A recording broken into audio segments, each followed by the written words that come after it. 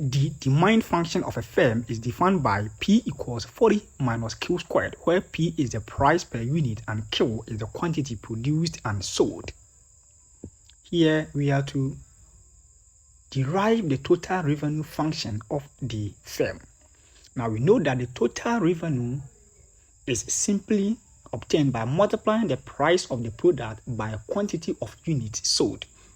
So we take TR equals PQ, where Q is the quantity produced and sold and P is the price.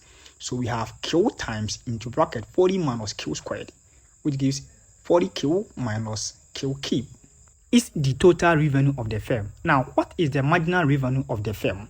The marginal revenue is the additional revenue obtained in selling an extra unit of output, and this is obtained by just the change in the total revenue with respect to the quantity sold.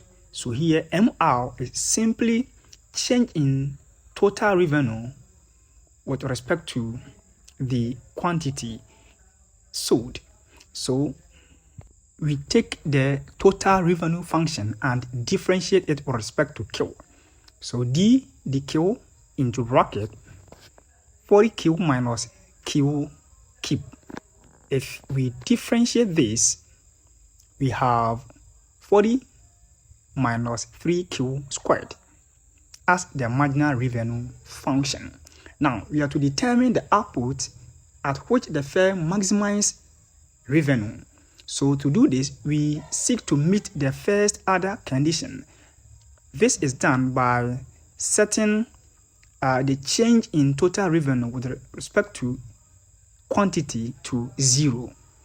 That's very simple. So we take 40 minus 3Q squared equals 0. We rearrange to get 40 equals 3Q squared.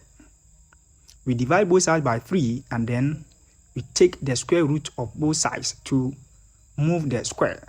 So we have plus or minus the square root of 40 on 3, which gives Q equals 3.7 to two significant figures. So we bring the plus or minus sign, but the quantity cannot be negative, so we take positive 3.7. Now we are to find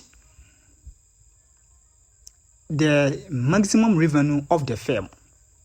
So we take the 3.7 and put it into the total revenue function. We have 40 into 3.7 minus 3.7 cube, which simply gives us 97.347. Very simple as that. Please kindly like, share, subscribe, follow, and comment for us to build the mathematics community.